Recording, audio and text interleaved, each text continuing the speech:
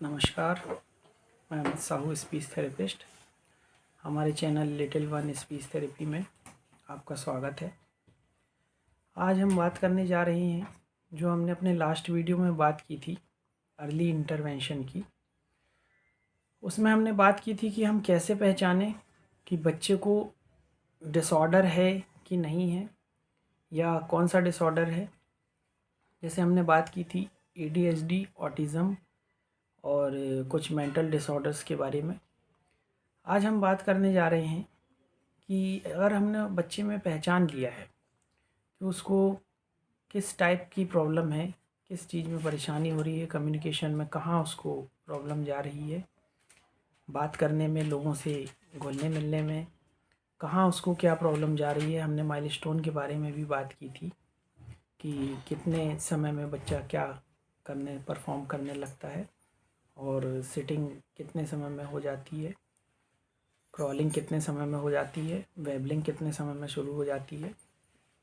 आज हम उसी टॉपिक पर बात कर रहे हैं कि कब उसका माइलस्टोन अचीव होना चाहिए और कब उसे परफॉर्म करना शुरू करना चाहिए, कब कम्युनिकेट करना, कब फर्स्ट वर्ड, कब सेंटेंसेस, कितनी उम्र में ना। तो स्पीच के अगर माइलस्टोन की बात करें तो स्पीच में 3 मंथ 4 मंथ में कूइंग, वेबलिंग जैसे का बा माँ इस टाइप के वर्ड शुरू हो जाते हैं। 6 मंथ में बच्चा जो है सिंगल सी मीनिंगफुल थोड़ा सा 6 से 8 मंथ तक मीनिंगफुल देखकर पा, बा, माँ ऐसा कुछ भी कम्युनिकेट करता है। फिर 1 ईयर तक जो है मोस्ट प्रोबेबली जो है शुरू हो जाता है वर्ड, मीनिंगफुल वर्ड जैसे मम्मा, पापा, ये शुरू हो जाता है। फिर 1.5 ईयर तक बच्चा जो है बोलना शुरू कर देता है, जैसे मम्मा, पापा या छोटे सेंटेंसेस जो होते हैं वो 1.5 से 2 ईयर्स तक आना शुरू हो जाते हैं। तो हमको उसमें ये नोटिस करना है कि उसने बोलना शुरू कर दिया है या नहीं किया है। फिर अब लोगों का कहना होता है कि अगर बच्चा शुरू नहीं कर रहा है 2 ढाई साल तक, 3 साल तक, तो हम उसे प्ले स्कूल में भेज दें। अब देखिए, जैसे आप अगर ये डिसीजन लेते हैं प्ले स्कूल में भेजने का, अगर बच्चा डिसऑर्डर के अंतर्गत नहीं आ रहा है तो ठीक है, उसकी नेचुरल जो है ग्रोथ है वो हो जाएगी आसानी से, कि वो बच्चों के साथ घुलेगा मिलेगा और सब कुछ आसानी से सीख जाएगा। लेकिन अगर वो डिसऑर्डर उसको इंडिकेट हो रहा है कहीं से भी, तो वो उस माहौल में नहीं सीख पाएगा।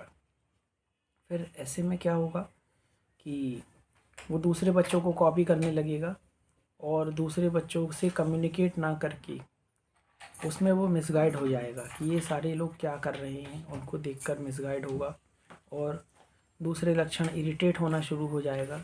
इरिटेशन के कारण उसको ज़्यादा अपने आप को वैसा फील करने लगेगा, गुस्सा करना शुरू करेगा, हेड बैंगिंग शुरू करेगा, क्योंकि वो अच्छे से उन बच्चों के बीच में परफॉर्म नहीं कर पाएगा। तो हमें जब भी हमको ऐसा कुछ लगता है, लक्षण ऐसे दिखाई देते हैं, तो हमें उसी सबसे शुरुआती दौर में हमको उसको थेरेपी सेंटर में एडमिशन दिलाना है। कहीं पर भी आसपास अपने देखें, जो भी कोई थेरेपी सेंटर हो ऑक्यूपेशनल थेरेपी से रिलेटेड, स्पीच थेरेपी से रिलेटेड, तो उसको एजुकेशन वहाँ पर ही उसका फर्स्ट स्कूल जो है थेरेपी सेंटर ही होगा, ना कि उसे हम प्ले स्कूल में, नॉर्मल प्ले स्कूल में डालें। क्योंकि थेरेपी सेंटर में जो उसे ट्रेन किया जाता है वो उसकी सारी कमियों को, उसके अटेंशन, कंसंट्रेशन पर काम किया जाता है, स्पेशली उस पर फोकस किया जाता है, उसकी कमियों को देखा जाता है।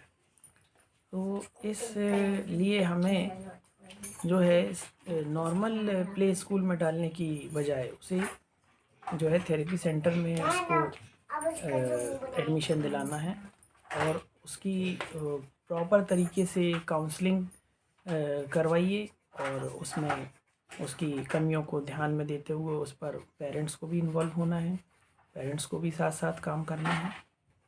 क्योंकि बिना पेरेंट्स के ये पॉसिबल नहीं है, क्योंकि थेरेपी सेंटर्स में भी ज़्यादा से ज़्यादा आधे से 1 घंटा 1.5 घंटा तक जो है बच्चे को थेरेपी प्रोवाइड कराई जाती है। उसके बाद का जो टाइम है वो पेरेंट्स को थेरेपिस्ट के गाइडेंस में उस पर काम करना है और उनका साथ देना है, और बच्चे की पूरी एक्टिविटीज़ जो है, जो भी उसमें कमियां हैं, वो बीच बीच में कंसल्ट करके थेरेपिस्ट से शेयर करनी है। और बहुत सारे इसमें थेरेपी में होम प्लान्स होते हैं जिसको फॉलो करना ज़रूरी होगा। और ओवरऑल जो है बच्चे की ग्रोथ पे उनमें ध्यान दिया जाता है। तो हमको बहुत ज़रूरी है, जैसा हमने अपने टॉपिक पर बात की थी अर्ली इंटरवेंशन में, कि क्या क्या हमको सावधानियां बरतनी है, क्या क्या हमको बच्चे की डेवलपमेंट में देखना है। तो आपको इस पे जल्द से जल्द उसको नोटिस करना है, कैसे नोटिस करना है, क्या क्या उसमें ग्रोथ देखनी है, और इसका सॉल्यूशन तक हमको पहुंचना है।